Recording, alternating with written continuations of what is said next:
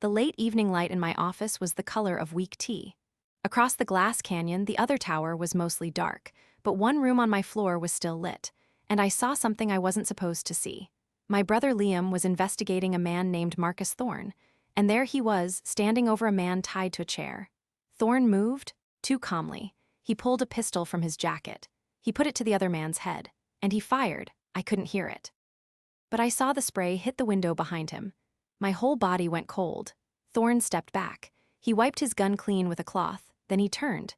He looked straight out into the night, and his eyes locked onto mine. He saw me watching. He knew. He didn't look angry. He just looked at me like I was a problem he needed to solve, and that was so much worse. My heart hammered against my ribs. I grabbed my phone and my purse. I didn't look back, I just ran. I hit the stairwell door and started down 32 flights. My lungs were on fire. I finally crashed into the underground garage, pressing myself against a concrete pillar, shaking. I had to call Liam. I had to tell him to run.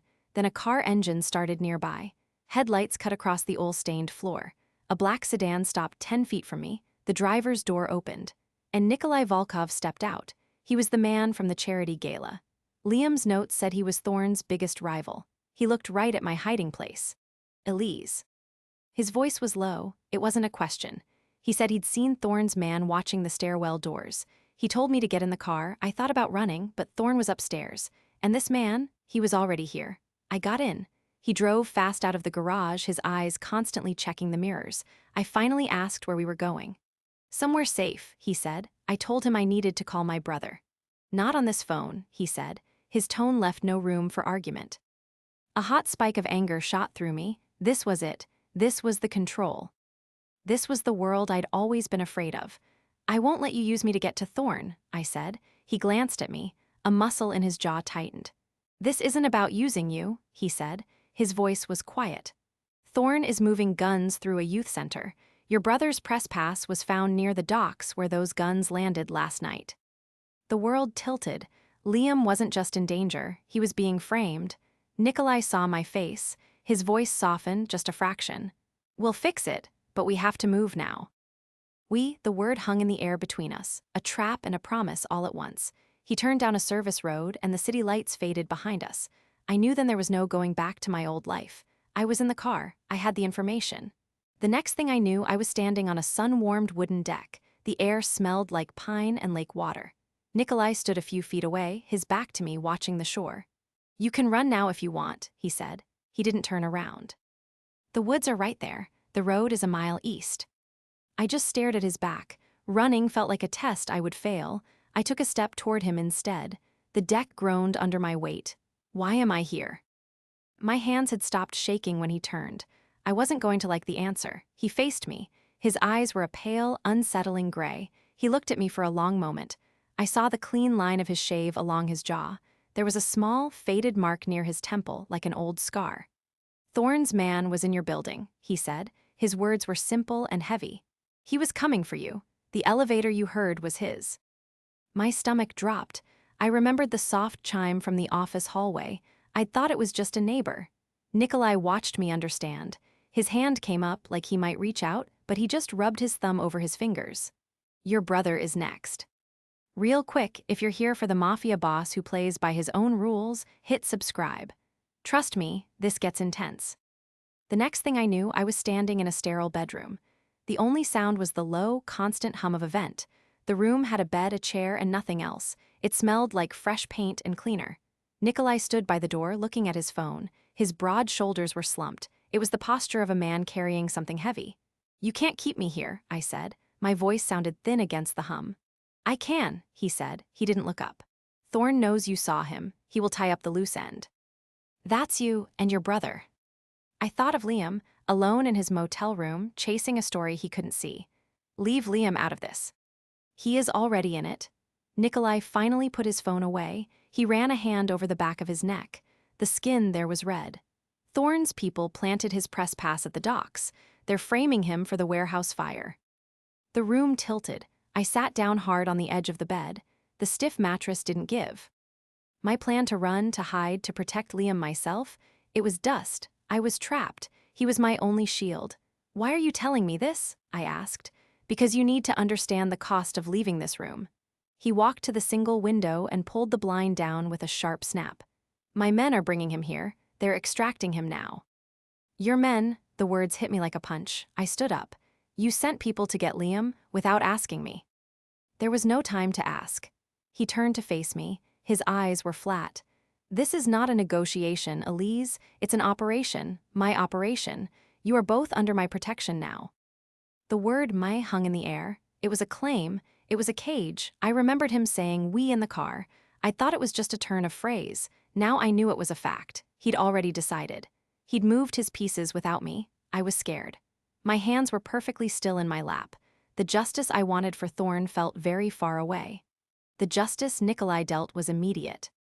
It left no room for me. What condition would Liam be in when they brought him? That question was going to come back. Now I stood in the safe house kitchen. The only sound was the low hum of the fridge. Nikolai leaned against the counter. He held a tablet in one hand. His other hand tapped a silent rhythm on the laminate. Your brother is safe, he said. His voice was low. It didn't sound like a comfort. For now. He placed the tablet on the counter and slid it toward me. I didn't move to take it. My throat felt tight. I needed to see proof, but I was afraid of what that proof would be. His world had almost killed me once. It would try again. The tablet was cold in my hands. The screen showed a photo of Liam at our old cafe. His face was circled in red. I swiped. Liam walking into his building. I swiped again. 2 men in a car outside his office. I knew one of them. Thorn's guy from the garage. My hands went numb. Where is he? I whispered. Here. Upstairs. Nikolai answered too fast. He'd paused first. I caught that pause. It was a tiny crack in his armor. My men brought him in an hour ago. He was angry, thought he was being kidnapped. Was he hurt? Shook his head once. He fought. He's a fighter, your brother. He got a good hit in on Dmitri. A rough, almost proud sound came from his throat. It wasn't a laugh, it was recognition. That scared me more than anything. It meant he saw Liam as one of his own. I put the tablet down. My defiance was gone, replaced by a cold, heavy dread. I had to protect Liam, even if it meant staying. What do you need me to do? I asked. He pushed off the counter and picked up the tablet. You stay. You listen, you let me do my job. He walked toward the doorway and stopped, his back to me. His shoulders were a hard line under his jacket. The man who hit your brother, he apologized after. He understood the mistake. That was his justice. Brutal, absolute, I just nodded. I had no other choice, but one thing kept pulling at me. What happened after Liam got that hit in? Later, I was on the stiff sofa in the dark. The blue-gray glow from Nikolai's phone lit the side of his face. He stood by the window, a statue carved from shadow, watching something outside. The only sound was the fridge humming down the hall. I remembered my phone going dead right before he locked me in that room. He'd taken it. He'd cut me off from Liam on purpose. I was angry, but the anger felt thin. Useless. My brother's face circled in red was all that mattered. Nikolai turned from the window. His eyes found me in the dark. They weren't flat anymore. They held a focused intensity that made my breath catch. My men have your brother, he said, his voice low and even. They're bringing him here now. Relief washed over me so strong my shoulders dropped. Then a new fear hit. Bringing him here? Into this? I stood up. The worn carpet felt rough under my feet. You said you'd keep him safe, not recruit him. His mouth tightened, a small movement. It wasn't anger, it looked like regret. There's no safe distance anymore, Elise. Thorn knows his face. The only place Liam isn't a target is directly under my control. He said it like simple fact. I hated the truth in it. So that's it? My voice sounded small. We just live in your pockets now. We wait for you to tell us when it's okay to breathe. He took one step toward me. He didn't close the whole distance. You breathe when I say you can. The words were hard, but his tone it was just tired. For a second, I saw the weight he carried. It was in the slight bend of his head. Then his phone buzzed on the table between us. The screen lit up with a single word, inbound. My heart gave a sudden jolt. Why? That wasn't going away. The tightness in my jaw lasted into the next morning. I stood in the sterile hotel corridor, the industrial carpet muffling my steps. I raised my hand to knock. Nikolai opened the door before my knuckles touched the wood. He stepped aside to let me in without a word. The room smelled of strong coffee and lemon polish. He pointed to a chair by the small table. 2 mugs sat steaming. I sat watching him. He stayed by the window, his back to me. His usual control was there in the straight line of his shoulders. But then I saw his hand. He was rubbing his thumb slowly over his index finger, back and forth. A small, repetitive motion. Like a man trying to erase a stain he couldn't see. This was new. I'd only ever seen him perfectly still. "Your brother," he said, still facing the window. "He doesn't know he saved a life, my life." His voice was low, stripped of command. He turned then. His eyes weren't flat. They held a weight that made my breath catch. Years ago, after a job went wrong, I was left in an alley. He found me. He called for help and stayed until he heard the sirens. He asked no questions. He took nothing from me. Nikolai looked away toward the closed door. A foolish, kind act. It created a debt. He moved then, coming to sit in the chair opposite me. He was close enough that I could see the faint lines at the corners of his eyes. I could feel the warmth of his arm mere inches from mine on the table. The air between us felt thick and still. My own hand rested on the cool laminate. I didn't pull it back. He looked at my face, then down at my hand. He didn't reach for it. We just sat there in the quiet, with the truth of his debt hanging in the space we did not cross. Whatever came next, the warmth of his arm so close to mine was the part I hadn't figured out. The cold knot of disbelief still sat like a stone in my stomach. I followed him into the entryway.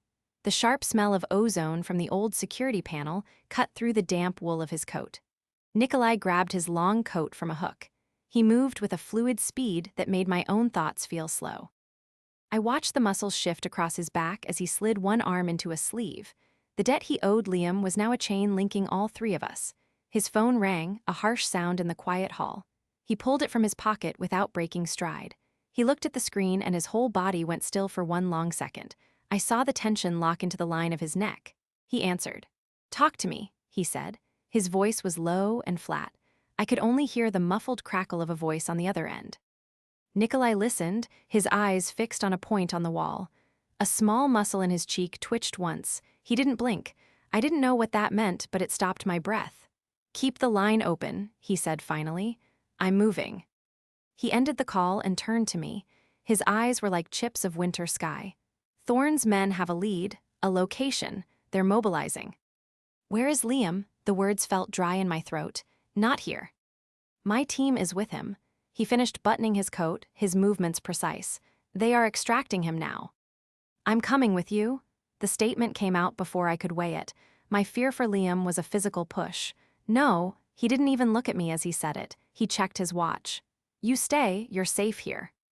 Safe is a room while my brother is hunted. I took a step toward him, my hands curling into fists at my sides. "You don't get to make that call for me." He finally met my eyes. For a moment, I saw something raw there, a flash of something that wasn't anger. It looked like pain. "Elise!" He said my name, and it was the first time it had ever sounded like that from him, not a command but a plea. "If you are there, I will be looking at you, not at the men with guns. Do you understand?" He didn't wait for an answer. He turned and opened the heavy front door. A gust of cold, damp night air swept in, carrying the distant smell of rain on asphalt. He stepped through it and was gone. The door clicked shut with a sound of finality. I was alone with the hum of the security panel and the terrifying silence he left behind. Everything else I could deal with. What he'd been about to say when he said my name like that was different.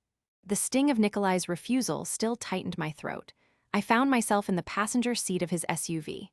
The world outside blurred into a smear of warehouses and yellow streetlight. He drove with a terrible calm. The leather seat was cold through my clothes. I was about to ask where we were going when a black sedan swerved from a side alley. It screeched to a stop sideways across the narrow road ahead of us. Nikolai slammed the brakes. The force threw me forward against my seatbelt. My hands slapped the dashboard. A sharp smell of burnt rubber filled the car. Two men in dark jackets jumped out from the sedan. They held guns low at their sides. Nikolai did not hesitate. He threw the SUV into reverse with a hard jerk of his arm. The tires screamed against the asphalt. I covered my mouth with my hand to trap a sound. I saw one of the men, a bulky guy with a shaved head, raise his weapon. He took aim at our windshield. "Get down," Nikolai shouted. A loud crack split the air. The window next to my head spiderwebbed into 1,000 white lines. Tiny cubes of safety glass sprayed across my lap. Nikolai shoved my head down below the level of the dashboard. His hand was firm on the back of my neck. He kept driving backwards at speed without looking. Then he let go. He looked right at me, not the road behind us. His eyes were a pale, clear blue in the dashboard lights. "Panic and you die, understand." His voice was flat and cold. I stared at the shattered glass in my lap. I made myself nod. My whole body shook with a violence I could not stop. He turned his focus back to driving. His hands were steady on the wheel. He reversed us around a corner with a sharp turn. The SUV lurched. For a second, the warmth of his arm was so close to mine I could feel it through my sleeve. Then it was gone. He hadn't chosen me. Something else had put us here. There was a difference. He spoke again, his words fast and clear. Rule 1, you stay close and move when I say move. No questions. Rule 2, if we get split up, you run, you hide, you do not go to the police. They are compromised. Rule 3. He glanced at me. If you are confronted, you show no fear. Fear is a trigger.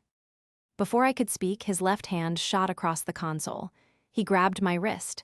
His grip was tight, not meant to hurt but to demonstrate. I froze. See, he said. His thumb pressed against the inside of my wrist where my pulse hammered. You freeze, you are controlled. You show fear, you become prey. He let go. I pulled my hand back to my chest. I wrapped my other hand around it. The shaking began to still into a cold, hard weight. I looked out at the dark streets. I did not ask any more questions. What he meant by fear being a trigger. I'd been wrong to ignore it this long. The ghost of his grip still pulsed around my wrist. I stepped into the motel room and the carpet let out a damp, chemical smell. Nikolai moved past me. He was a big man and he seemed to shrink the cheap room even smaller. The place was a wreck. A lamp was shattered on the floor. The mattress was half off the bed. A sharp chill went through me. It had nothing to do with the air. My brother was here, I said. My voice sounded flat in my own ears. Nikolai didn't answer. He checked the bathroom. He looked in the closet. I saw his shoulders relax just a fraction. That small movement told me there were no bodies. I should have felt relief. Instead, a heavy numbness just settled over me. I wrapped my arms around my middle and held myself tight. He came back to stand beside me in the middle of the wreckage. He pulled a silver flask from inside his coat. He didn't drink. He just turned it over in his hands, his fingers tracing the engraving. After a long moment, he held it out to me. I shook my head. I was looking at the small desk, at the empty spot where Liam's laptop charger always sat. The drawer where he kept his go bag was hanging open. It was empty. They took everything, I whispered. Not everything, Nikolai said. His voice was low. He put the flask away. He was looking at the same things I was. The signs of the struggle were worst near the door. A chair was overturned. There was a scuff mark on the wall. He was leaving. They grabbed him as he tried to get out. I said the words because I knew they were true. Saying them out loud made the numbness crack. A clear, cold clarity took its place. Nikolai looked at me then. He looked at me for a long time. His eyes, that pale blue, weren't flat anymore. Something shifted in them. It was a look of reassessment. He gave a slow, single nod. Thorn isn't just grabbing territory, he said. The words came out rough, like he hadn't planned to say them. He's consolidating specific import routes. They look legitimate on paper. He needs control of the docks. He was giving me a piece of his world. It was an offering. I understood that. We stood close in the ruined room. The space between us felt charged with a new kind of tension. It wasn't fear. It was the pull of a shared purpose. I saw his hand lift slightly, as if to reach out. Then he let it fall back to his side. The cold clarity that had steadied me left a metallic dryness in my throat. The night air outside the motel was thick and warm, pressing against my skin like a damp blanket. I stood by the SUV's passenger door. Nikolai was on his phone, his words low and sharp. I watched a moth beat itself against the headlight. The safe house kitchen was silent. He made tea without asking. I held the cold cup now, my fingers tight around the ceramic. The smell of old cooking oil hung in the air. Nikolai sat across from me. He was taking apart his gun. Each piece clicked onto the table with a clean, final sound. You think I'm weak, I said. My voice was flat in the quiet room. Nikolai stopped moving. The spring he was holding stayed between his fingers. He looked at me. He didn't look away for a long time. The light from the overhead bulb caught the gray strands at his temples. I saw a flicker of something tired in his eyes before his face went still again. It wasn't the look of a captor. I didn't know what to do with that look. Weak people don't survive the first hour, he said finally. His voice was quiet and blunt. You're still here. He picked up the heavy metal magazine from the table. He slid it across the surface toward me. It scraped on the laminate. Your brother knew this world. You didn't. That's the only difference. I reached out and picked up the magazine. It was colder and heavier than I expected. The weight of it was a solid fact in my palm. This was the reality Liam understood. This was what Nikolai meant about fear being a trigger. It made you hesitate. It made you freeze. Holding this weight, I knew I could not afford to freeze. Justice for Liam would not be found in a courtroom now. It would be found in moving forward without flinching. I looked from the medal in my hand to the man across the table. His protection was my only path, and that truth was its own kind of sentence. The ghost of that man's panicked gasp still tightened my own throat. I blinked against the sudden, sterile glare of fluorescent lights. We were in a narrow hospital corridor. Nikolai walked a few steps ahead. His silence was a wall, the sharp smell of antiseptic mixed with the damp wool of his coat. We stopped at a heavy door with a wired glass window. He didn't look at me when he spoke. "My brother," I said. My voice sounded thin and lost in the bright hallway. I wrapped my arms around myself. I didn't finish the thought. Nikolai watched my reflection in the dark window of the door. His own reflection showed a deep line of concentration between his eyebrows. He reached into his coat and pulled out that small silver flask again. He didn't drink. He just held it in his palm, his fingers curled tight around the metal. His shoulders were set in a hard line. I shook my head at his silent offer. They took everything from him. My words were flat. Nikolai put the flask back into his pocket. The movement was slow. "Not everything," he said. His voice was quiet, but it filled the space. He turned his head toward me. I saw the resolve in his eyes, but also a weariness that softened the edges. It was a look that said he understood the cost. For a second, I wasn't just a problem to be solved. His phone rang, a harsh sound in the quiet hall. He answered it, his eyes never leaving mine. He listened for a long moment. "Understood," he said finally, and ended the call. He told me what his man Andre had learned from a captured guy. Thorne was obsessed with securing something specific, something worth starting a war over. It wasn't about Liam anymore. It was bigger. Nikolai's hand, the one not holding his phone, lifted slightly toward my arm. It was a small motion. It stopped before it made contact and fell back to his side. He had remembered the rules, his own walls. The hope I'd felt curdled into something colder. But the specific thing Thorne was obsessed with securing, I still had no answer for that. My jaw still ached from clenching it. The unfamiliar chill of the safe house sheets was the only thing anchoring me to the dark room. I couldn't sleep. I turned on the bedside lamp and opened Liam's laptop again. The screen's blue light was harsh. I started sorting through his research files for the third time. My eyes burned from staring at columns of numbers. I focused on his personal journal entries mixed in with the data. They were full of odd phrases and times written in the margins. After 20 minutes, I noticed a pattern. He kept writing a time, then a letter and number like D12 or G7. I cross-referenced these with a map of the industrial district on my phone. The letters matched warehouse block designations. The times were always at 4-hour intervals. They were too precise for random notes. A cold understanding settled in my stomach. I found a scanned receipt tucked in a separate folder. It was for a diner near the docks. Someone had written on the back in Liam's messy script. The ink was faded in one spot where a coffee mug must have rested. The paper felt crisp under my fingers. The note listed 3 of the timestamp and location pairs I had just decoded. Then below it, he had written 2 sentences. The first one answered the question about the magazine. It read, "Plastic casing. They keep the real stuff cold." The second sentence made my blood stop moving. It said, "Witness the handover. It's not just money, it's people." I sat back against the headboard. The air in the room felt too thin. My brother had seen something that got him taken. This was the asset Thorne was obsessed with. This was the secret worth a war. Powerful justice wasn't a courtroom idea anymore. It was a demand in my own head. It was a need to see the truth with my own eyes. I knew I had to go to the next timestamp on his list. I knew I could not wait for Nikolai. Love didn't change what he was. It only made leaving harder. I got out of bed and started to get dressed. Everything else I could deal with. Why my brother had written the note in blue ink was different. The cold dread that had settled in my stomach back in the safe house hadn't subsided during the long, wet walk. I pressed my back against the grimy brick of the alley wall. The pre-dawn air carried the sharp, greasy smell of diesel from the idling trucks below. At exactly 5, a steel door rolled up on the loading dock across the street. Men in dark uniforms filed out, their boots hitting the wet concrete in a synchronized rhythm. They moved like soldiers, not dockworkers, and they carried compact rifles. The group coming off shift handed them over to the new arrivals without a word. My brother had seen this. He had written it down. I understood the scale now. This was not a single crime. This was an army. A hand clamped over my mouth from behind. My heart slammed against my ribs. The smell of rain and gun oil filled my nose. Nikolai pulled me deeper into the shadows. His face was close to my ear. "Do not make a sound," he said. His voice was low and furious. I could feel the hard muscle of his arm across my chest. He was not gentle. I went still. He was looking past me at the dock. His breath was warm against my temple. For a second, his grip loosened, just enough to let me breathe. It was not a kindness. It was him reassessing the threat. He dragged me back another step behind a dumpster. The rough metal caught my jacket.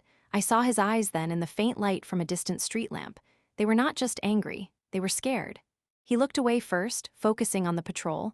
I did not know what to do with that. A van pulled out from the dock's lower bay. As it turned, the light caught the logo on its side, a white ship's wheel over blue waves and the words Caspian Maritime. The city used them for port security contracts. I made a small noise against his hand. He felt me stiffen. He knew I had seen it. One of the guards on the dock perimeter stopped. He turned his head toward our alley. Nikolai's hand tightened again. His whole body went perfectly still against mine. I stopped breathing. The guard stared into the dark for a long moment. Then he shook his head and lit a cigarette. Nikolai waited for 3 more of the man's slow exhales. Then he moved, pulling me with him, backward and silent, into the deeper blackness of a connecting passage. He did not speak. He did not let go. We left the smell of diesel and the proof of everything behind. I pushed it aside.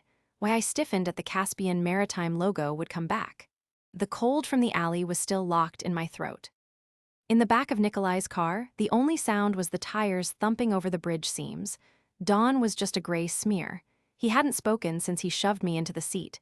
His silence felt like a weight against my skin. I watched his hands on the wheel. The tendons stood out like cords. He drove with a tight control that scared me more than any speed. I broke the quiet. "Caspian Maritime. They have city contracts." My voice came out flat. "I know," he said. The words were ice. "You knew. It hung there between us. You knew what he was moving. People, and you still made me run from the police." He took a curve too fast. The seatbelt locked hard against my chest. "The police are on his payroll," he said, his eyes finding mine in the rear view. They weren't angry, they were hollow. "You go to them, you go straight to him. You think your justice is simple. It's not. My brother is in that mess because of what he saw." I leaned forward, my face near the headrest. "Because no one stopped it before." Nikolai let out a short, sharp breath. He pulled the car onto a deserted service road and killed the engine. The sudden silence was huge. He got out, walked a few paces, and braced his hands on a rusted guardrail. I followed him. The morning air was cold and smelled of wet asphalt. "You want my history?" He didn't turn around. His shoulders were tight under his coat. "My father's syndicate. We moved product. Not drugs, people. For a year before I took control." He turned then. His face was pale. A raw shame was etched into the lines around his mouth. "I buried it. I thought I erased it. Thorn dug it up. He uses it as a blueprint."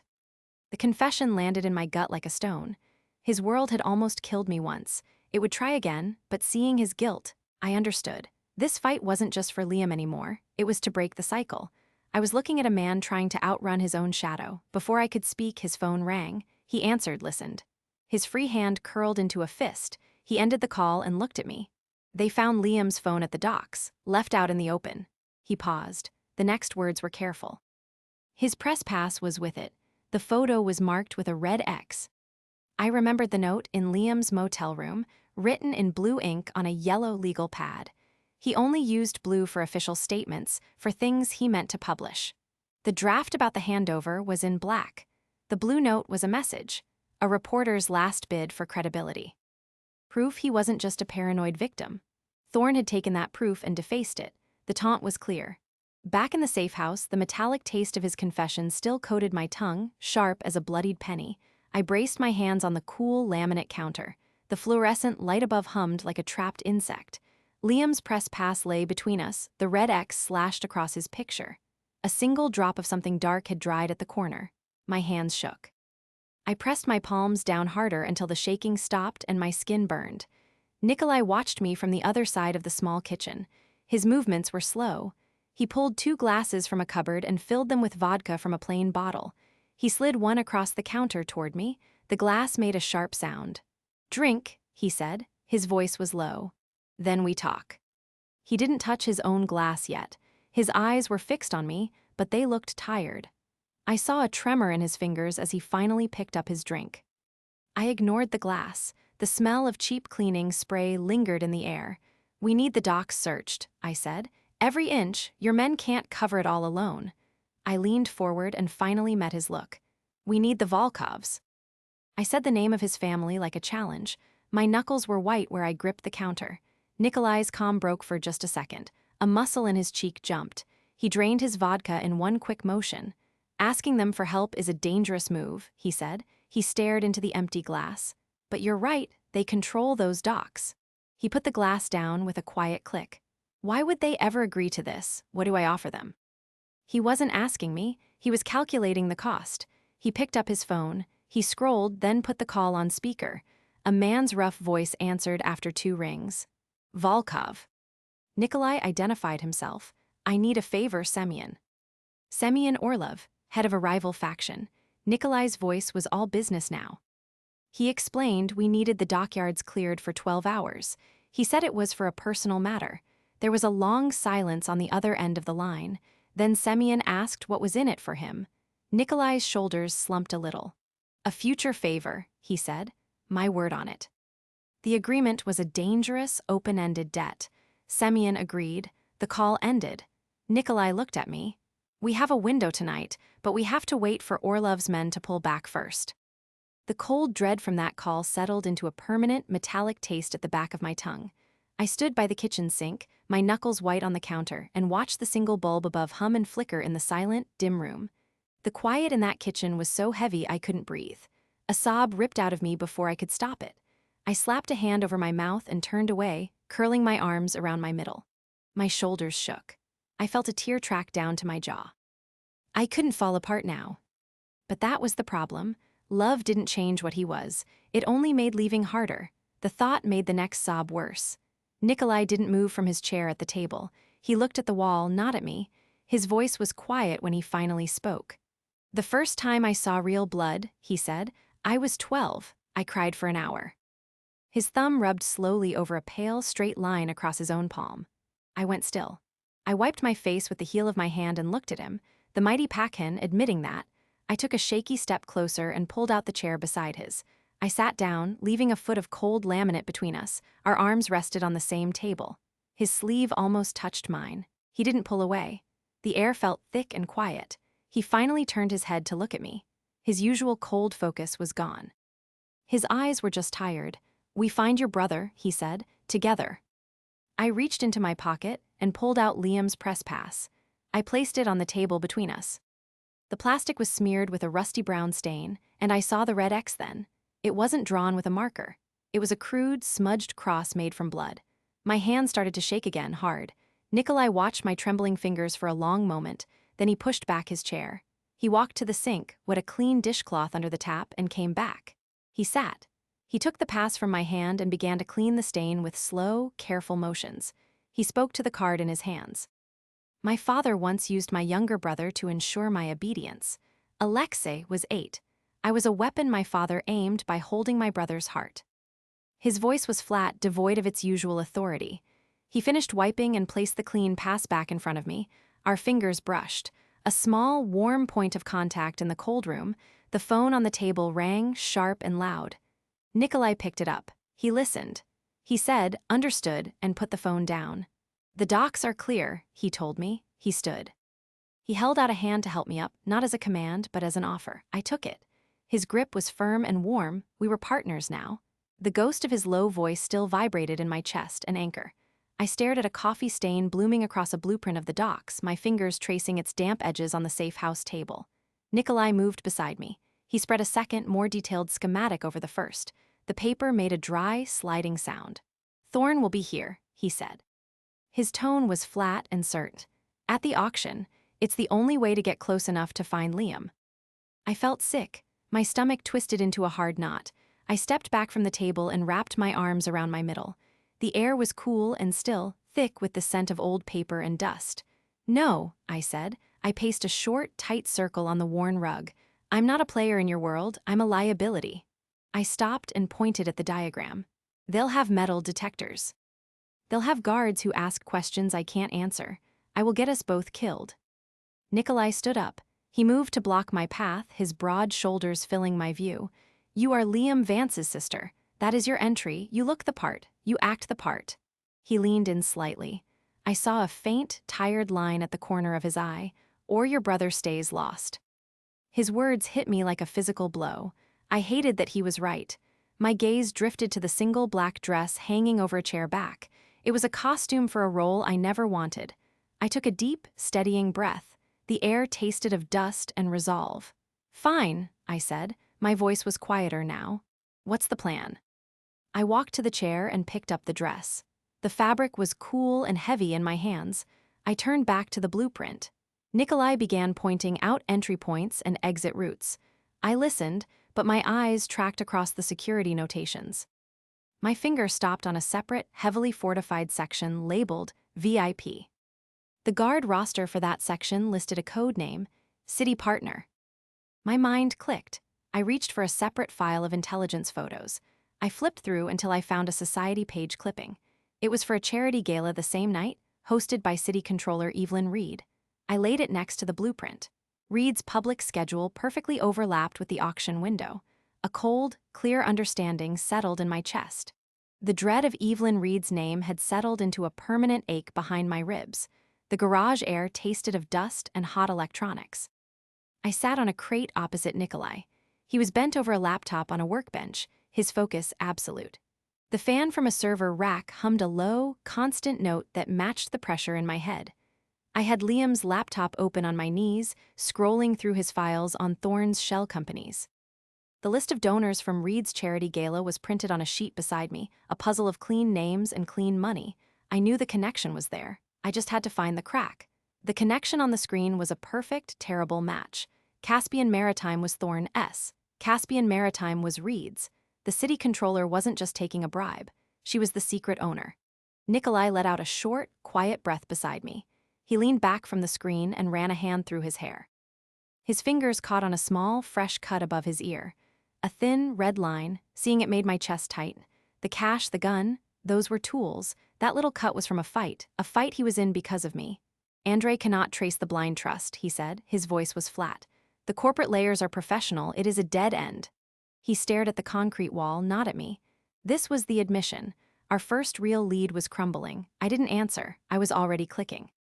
I pulled up the corporate registry Andre had sent. The listed owner was that same blind trust. I opened the trustee details. The managing law firm listed its client by a code, a number. My fingers felt clumsy on the keys. I opened a new search. City contract awards, sole source vendor agreements. I scanned down the list. There it was. The client code for the trust matched a number on a city contract. I clicked it. The beneficiary of the trust was listed right there. Evelyn Reed.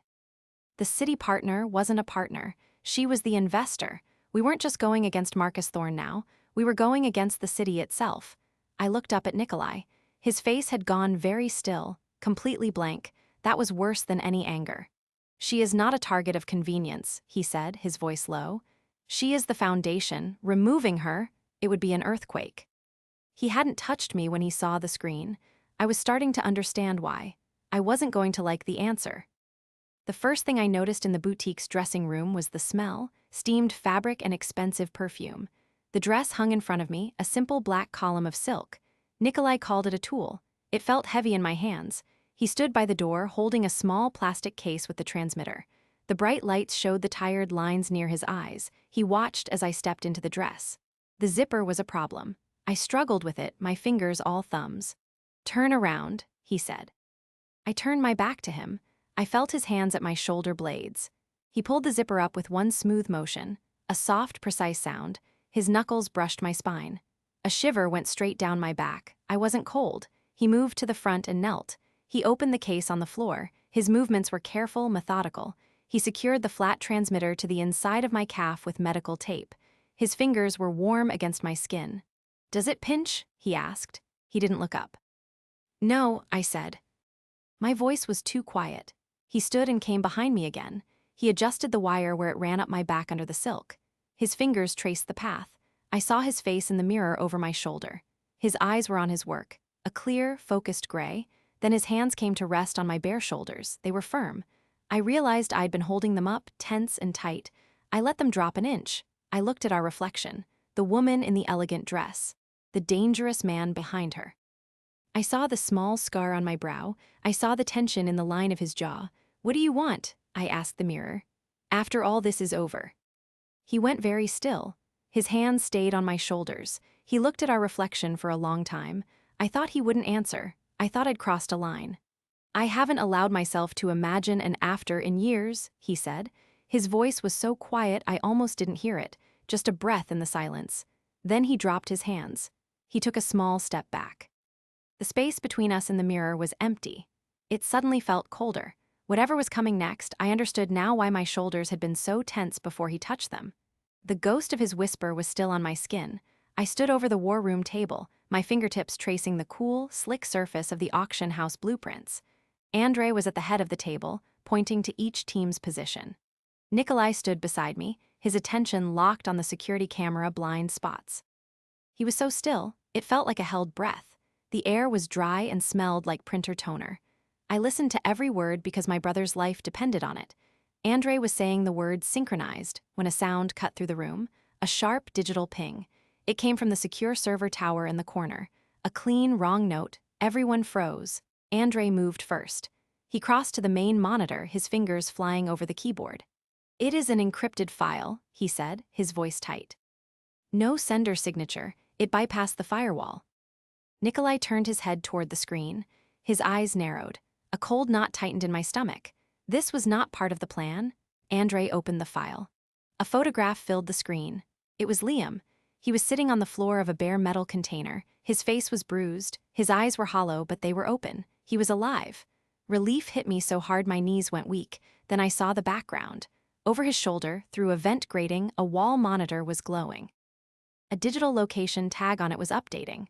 The numbers weren't an address. They were GPS coordinates.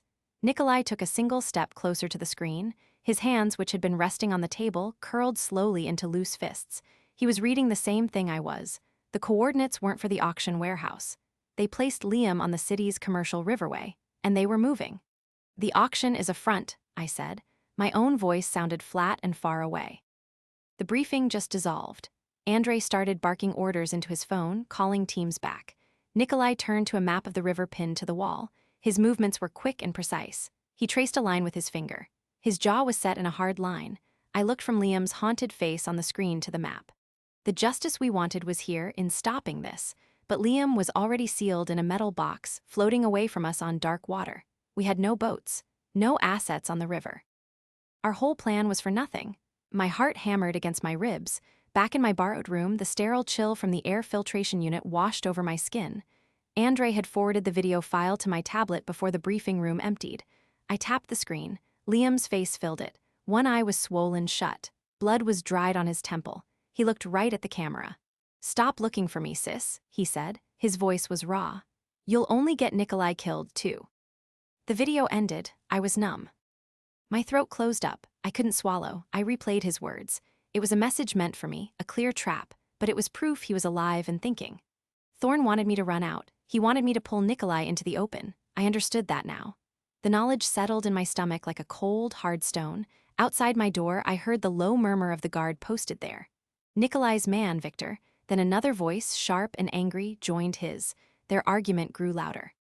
A clash of clipped Russian. I moved without thinking. My body knew what to do before my mind caught up. I eased the door open a crack. Victor, a large man with a shaved head, had his back to me. He was squared off against another guard, a younger one with a gaunt face. Their voices rose, hands gestured. The younger guard leaned forward, jabbing a finger at Victor's chest. As he did, the leather sheath of a combat knife jutted from his belt. It was just within my reach. My hand was steady. I slipped through the door, my socked feet silent on the polished concrete. In one fluid motion, I pulled the knife free. The weight of it was shocking and solid in my palm. I backed into the shadow of the hallway archway.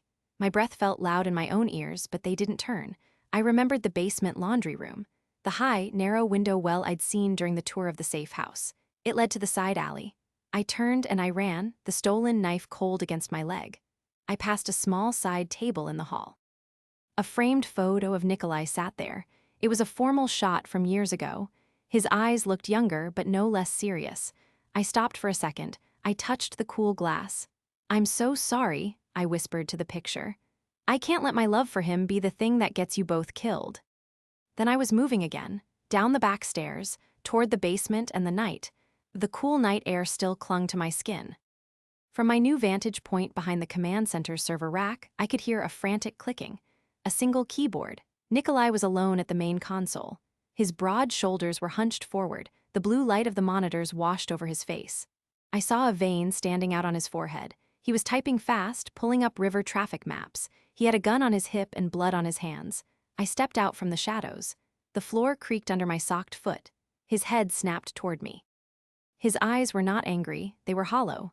"You came back," he said. His voice was flat. I moved closer. My stolen knife was heavy in my pocket. "I saw the coordinates," I said. "Liam is on a ship. You were planning to go after him alone." He looked away from me, toward a live feed of the riverway. "It is a trap, Elise, set for me. Thorn knows my code." I put Liam's defaced press pass on the table between us. "My brother is in a box on that water because he saw something. Because he tried to stop it." Nikolai's hand, resting on the keyboard, went completely still.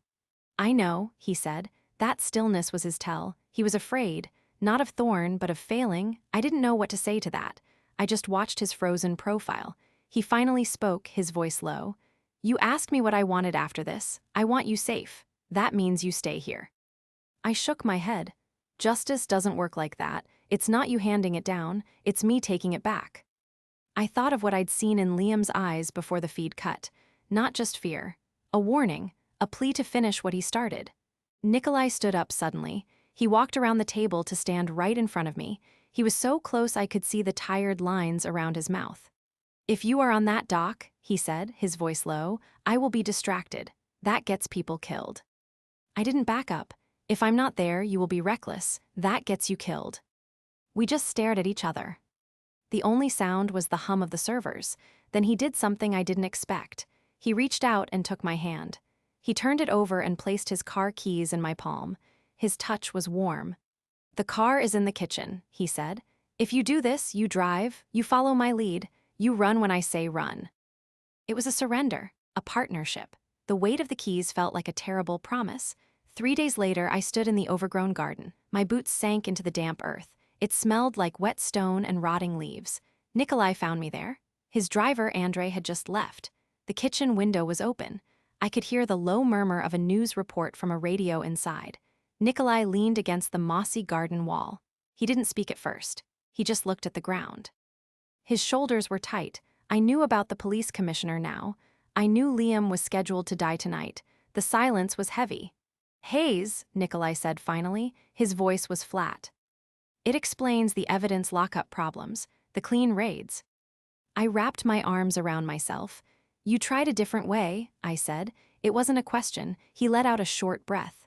"My father would have paid him off. I tried to run a cleaner operation." He looked at me then. The controlled anger was gone. He just looked worn out. "It just made us a target." I took a step toward him. The wet grass whispered against my jeans. I thought of the photo on his side table. I thought of whispering my apology to it. I understood why I'd done that now. It wasn't just fear for Liam. It was this. Seeing the cost of his choices written on his face. Knowing my love for my brother had pulled him back into a war, he stood very still as I got closer.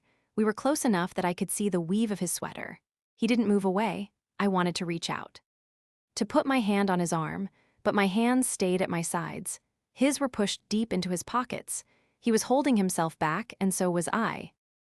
The unspoken thing between us was the future. The after he couldn't imagine. For a second, his eyes softened. He looked at me and didn't look away. Then he closed off again. He gave a small, almost invisible shake of his head. The moment passed, leaving only the ache of what could have been. I stepped back into the command center. The glow of the monitors washed my hands a sickly blue. Nikolai stood with his back to me, head bowed, studying a satellite map. The air tasted like stale coffee and hot plastic. Liam's press pass was still on the table. The red X was a dark stain. "We cannot go after him," Nikolai said. He didn't turn around. His voice was flat and final. "The coordinates are a trap. Thorn wants to pull us onto the river where we have no cover." I felt a hot spike of anger. It dried my mouth. "So we leave him in a shipping container?" My voice sounded too loud. Nikolai finally turned. The monitor's light carved deep shadows under his cheekbones. If we walk into this, we die. Then Liam dies too. There is no justice in a massacre. I walked to the table and picked up my brother's ruined ID. The plastic edge was sharp. I remembered Nikolai handing me his car keys. I had flinched.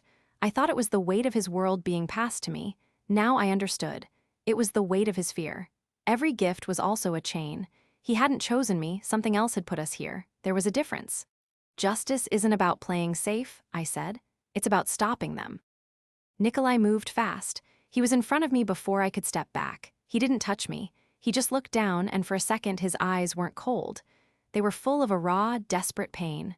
"Elise," he said, just my name. It was an ache in the middle of all the danger. Then his face closed again. "Andre," he called to his lieutenant by the door. "Pull all teams back from the river. We focus on the auction." He was shutting me out, choosing the strategic play over the rescue. This was the man who had kneeled to secure a wire to my calf. This was the boss who saw my brother as a lost piece. I couldn't tell which one was real anymore. My hands ached from clenching the edge of the desk long after the data had stopped scrolling. The frigid air of the warehouse district seeped through my coat. It smelled like diesel and damp concrete. I was back at the command center, the dim room above the shuttered factory. The hum of servers was the only sound. Nikolai's analyst, a young guy named Leo, pointed at the screen with a bitten fingernail. Leo pointed at the screen, his voice thin with excitement. "Look at this final timestamp." He pulled up another window, showing the city's official patrol logs. The times matched perfectly. The warehouse address from Liam's notes was listed as a high-visibility deterrent zone on the police schedule. The schedule was signed by Deputy Commissioner Hayes. I understood what I was seeing. Liam hadn't just found a shift change. He'd found proof of police protection. Nikolai turned from the window, his broad shoulders outlined against a map of the docks. He studied the screen. His face showed no surprise, only a cold acceptance. "So Hayes wasn't just looking the other way," he said, his voice flat. "He was providing the traffic lights." This was the justice I wanted, but it felt like ash in my mouth. It meant Liam had been right in the crosshairs of a cop. Before I could speak, the door burst open. One of Nikolai's guards, a man named Pavel, stood there breathless. "The Vance woman's room is empty," he reported. His eyes went to me, then back to Nikolai. "A combat knife is missing from the wall rack." Nikolai went very still. He did not look at me. His focus snapped from the map to Pavel. The line of his jaw was sharp. "Check her phone," Nikolai ordered, his tone clipped. Leo tapped a few keys. The location tracker showed my phone was still here, on the table where I'd left it. A stupid, civilian mistake. Nikolai's eyes finally found mine. There was a flicker in them, something hotter than anger. It was fear. He looked away first, turning back to the screens. "Andre," he called to his lieutenant, "take the main team to the docks. Follow the container coordinates." "And you?" Andre asked, already moving. Nikolai's hand rested on the desk. His fingers pressed down until the tips turned white. "I find her," he said. He finally gave me that small shake of his head, the one he'd given me before when I was reckless. It wasn't disapproval this time. It was a bleak acknowledgement that I had broken our plan. He was splitting his forces because of me. He turned and left the room without another word, already barking orders for street camera feeds. I was alone with the proof of corruption glowing on the screen, and the heavier truth that my choice might cost everything. My lungs still burned from the panicked breaths I'd taken back in the command center. The damp of the canal seeped through my jacket as I stood in the alley, my boots sticking to something wet on the cracked asphalt. I heard the low rumble of an engine approaching from the street. I pressed my back against the cold brick wall. The car stopped and doors opened. I saw Nikolai step out first, his coat flaring. Andre followed with two other men. Their faces were set and grim under the sickly yellow streetlight. I knew they had found my phone's signal. I had hoped for more time. Nikolai walked straight to the dumpster where I had tossed the phone. He did not look at it. He looked at the ground, at the scuff marks leading deeper into the alley. Andre swept a flashlight beam over the wet pavement. The light caught the glint of a crushed soda can and the oily sheen of a puddle. One of the men pointed toward the far end of the alley, where a chain-link fence was cut. Nikolai's head snapped toward it. His hands were fists at his sides. The muscles in his forearms stood out like cords. He said nothing, but his whole body was a line of tense focus. Andre spoke into a radio, his voice a low crackle. "The signal is dead. The device is here, discarded." He held up my phone, sealed in a clear bag. Nikolai finally looked at it. His expression didn't change, but the skin around his eyes tightened. He took the bagged phone and stared at it for a long moment. Then he turned it over in his hand. It was a simple, stupid object. It represented every rule I had broken. I felt a sharp twist of guilt in my stomach. Someone in his world was always watching, and I had just stepped out of their sight. He handed the phone back to Andre without a word. Andre then showed him a tablet. The analyst finished the correlation on Liam's notes. The last timestamp matches the altered police patrol logs for the warehouse district. Hayes signed the change orders himself. Nikolai absorbed this. His eyes, which had been fixed on the fence, dropped to the tablet screen.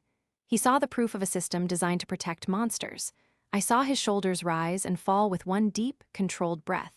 This was why he'd said my name like an ache before shutting me out. He knew the enemy wore a badge, and he could not protect me from that. My lungs still burned with the cold, metallic air from the canal alley, a phantom chill I couldn't shake. The new chill was real, a damp warehouse fog that seeped through my jacket as I crouched behind a stack of oil drums, watching the shift change gate. I counted the guards. 4 left their posts. 2 new ones arrived. The gap between rotations was exactly 97 seconds, just like Liam's notes said. My hands were steady now, but my stomach was a hard knot. I waited for the last man's back to turn before I moved. I ran low and fast toward the chain-link fence. The ground was slick with oily puddles that reflected the security lights. I found the sensor Nikolai had described, a small gray box mounted on a post. Its green light blinked. He had said the older models had a blind spot if you pressed the reset button in a specific sequence. My fingers were clumsy with cold. I pressed the tiny button once, waited 3 seconds, then pressed it twice more. The green light went solid for a moment, then resumed its slow blink. It was working. I slipped through the cut section of fence. Inside the yard, it was a maze of cargo containers and pallets. The fog was thicker here, swallowing every sound. I moved from shadow to shadow, heading for the main warehouse door. Then I heard a radio crackle. It was close. A guard's voice answered a routine check-in. The response was coming from my sector. I froze behind a stack of wooden pallets. There was nowhere else to go. A flashlight beam cut through the fog. It swept across the ground right toward me. I held my breath. The beam climbed the pallets, lighting up the wood just inches from my face. I could hear his heavy footsteps on the gravel. He was coming to check. I thought of Liam in that container. I thought of Nikolai. How his fingertips had turned white on the steering wheel that night, fighting the urge to lock me away to keep me safe. He said my name like an ache, because letting me go was the only honest thing left to do. The light stopped. A new voice crackled on the radio, calling the guard to another post. The footsteps retreated. The beam swung away. I let out a shaky breath, my whole body going weak with relief. But that question, why Liam's name was the first one I thought of, it sat there, unfinished. My heart was still hammering against my ribs. My back was pressed against the cold, corrugated metal wall of a shed. The air smelled sharp, like industrial cleaner. I'd thrown myself in here just as the flashlight swept past. The guard's footsteps crunched on the gravel outside. They stopped right by the door. I held my breath until my throat ached, then they moved on. I let the air out in a silent rush. Someone in his world was always watching, and I was inside it now. I fumbled for the stolen knife in my pocket. The handle was slick with my sweat. I had to find Liam. That was the only thought left, but another one pushed its way in. Sharp, unwelcome. Nikolai would be looking for me. He'd be furious and afraid. His protective strength had been my shield, but it was also a cage. I couldn't let my love for him be the thing that got us all killed. The weight of Hayes' service gun in my waistband felt like a betrayal. I wasn't a killer. I was a sister trying to bring her brother home. The shed door opened with a sudden, violent crack of light. I raised the knife on instinct. A large hand caught my wrist and forced it down. Nikolai Volkov filled the doorway. His face was pale in the dim light, his hair disheveled. He wasn't wearing his suit jacket. He looked at me, and his eyes were wide with a raw fear I'd never seen in him before. He didn't speak. He just held my wrist, his grip firm but not hurting me. I saw the rapid rise and fall of his chest. I didn't know what to say. Elise. His voice was low and rough. He let go of my wrist. He ran a hand over his mouth, his fingers trembling just once before he clenched them into a fist. He looked away, out into the yard. The docks were a diversion. Liam is here. Thorne moved him. He turned back, his expression hardened into the mask I knew, but I'd seen the crack. "We do this my way now, no more solo runs." I opened my mouth to argue. He cut me off. "Because his name was the first one you thought of." He meant his own name. He thought I'd run from him, not toward Liam. The realization hit me like a physical blow. I had chosen justice for my brother over safety with him. I saw the exact moment he understood it, too. 3 days later, the dry, dusty taste of the lock's rust still coated the back of my throat. I blinked against the sudden glare of white fluorescent light. It bounced off the polished floor of a pathology lab.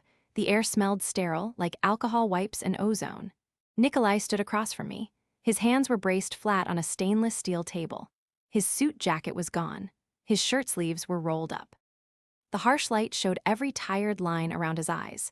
He'd intercepted my digital trail and pulled me into this empty lab just as Thorne's perimeter sweep began. Now the immediate danger was a locked door away, but the silence between us was worse. "You took a knife," he said. His voice was low and measured. It scared me more than shouting. "I took what I needed," I said. My own voice sounded thin in the big room. "You left your phone. You left your wire. You left every piece of protection I could give you." He finally looked at me. His eyes were a flat, cold gray. "You walked into a trap meant for me." A hot rush of defensive anger hit me. My face grew warm. "Liam is in a shipping container. You saw the same video I did. Was I supposed to wait for another briefing?" He pushed off from the table. He took 2 steps toward me, then stopped. His shoulders dropped a fraction. "Yes," he said, the word strained. "You were supposed to wait. You were supposed to trust that I would move heaven and earth to get him back." The emotional spike hit me then. It wasn't more anger. His control was cracking, and I saw the raw fear underneath. It was in the slight tremor of his lower lip before he pressed his mouth into a hard line. He looked away, toward a blank wall of specimen freezers. "When I saw the feed from the safe house gate," he said, his voice stripped bare, "you slipping through the fence." My heart stopped.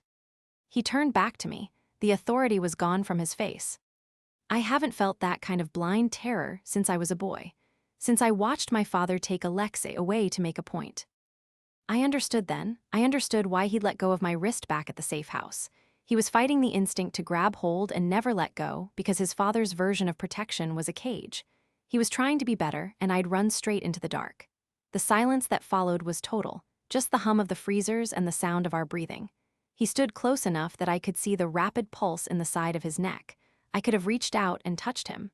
I didn't. He didn't. The weight of what he'd just said, that I'd become his personal point of no return, pressed down on the space between us. It was a warm, terrifying ache. I had no words for it. Justice for Liam felt very far away in that moment. All that existed was this man, his exposed heart, and my stunned silence. One thing kept pulling at me later, in the warehouse gloom. That rapid pulse in his neck. The ghost of his breath still seemed to warm my skin. I stood motionless between 2 towering crates, my boots sinking into a fine dust that coated the concrete. I forced myself to move. Liam's notes were a map in my mind. I needed a container due for immediate loading. My foot brushed something soft. It was a length of torn plastic strapping, clean, not yet dusty. I followed it with my eyes. It led to a single container set apart from the stacks. Its doors were locked with a heavy padlock, but fresh scratches gleamed around the latch. This was it. I pulled the stolen knife from my waistband. The lock was thick, but the hasp was weaker. I wedged the blade in and leaned my whole weight against it. My shoulders screamed. The metal groaned, then snapped with a loud ping. I froze, listening. Only the hum of distant machinery answered. I slid the heavy door open just enough to slip inside. The smell of sweat and metal hit me. A figure was tied to a support beam. Liam's head jerked up. Duct tape covered his mouth. His eyes, one swollen nearly shut, went wide when he saw me. I rushed over and peeled the tape from his lips as gently as I could. He sucked in a sharp breath. "Elise," he whispered, his voice raw. "You shouldn't be here." I didn't answer. I sawed through the plastic ties on his wrists. My hands were steady now. This was the only thing that mattered. A crackle of static made us both flinch. A guard's radio sat on a crate outside the open door. A voice said, "All teams converge on Bay 3. Volkov is on site. The commissioner is moving the primary asset to the ship. Detonation sequence is armed. We leave in 5. Liam grabbed my arm. His fingers were ice cold. "Detonation," he gasped. He's rigged the whole shipment, a dead man's switch. I looked at my brother's battered face. A cold clarity washed through me. We would not run. I pulled Hayes's service weapon from my waistband. I checked the magazine. It was full. My boots hit the freighter's rain-slicked deck with a wet smack. The lights above hummed like angry bees. I saw Nikolai first. He stood between me and two of Thorn's guards. He moved with a brutal efficiency that was frightening to watch. One guard went down hard, the other lunged with a knife. Nikolai caught his wrist and twisted. I heard the bone snap. The guard screamed. Nikolai dropped him without a second look. His eyes found me across the deck. They were a flat, frozen blue I'd never seen before. "Get below," he said. His voice was low and carried over the engine noise. "Hayes has the remote. Find it." Liam said it's a dead man's switch. "I know what it is." He started walking toward the ship's bridge. I followed him, the stolen knife in my hand. If Hayes dies, the ship blows. If he pushes the button, the ship blows. The only justice here is taking the choice from him. We reached the bridge door. Nikolai didn't slow down. He kicked it open. Inside, Deputy Commissioner Hayes stood by the controls. The corrupt cop held a small black remote. His thumb hovered over a red button. Marcus Thorne stood near the window. He looked annoyed, like we were a messy inconvenience. "Stop right there, Volkov," Hayes said. His voice shook. Nikolai stopped. I stood beside him. I was so scared the air felt thin. "You're finished, Hayes," Nikolai said. "The evidence is already moving. Your patrol logs, your bank transfers, Thorne's whole operation. And it will all burn with this ship," Thorne said calmly. He adjusted his silver serpent ring. "Along with you, your woman and her brother, a tragic accident at sea." I looked at Nikolai.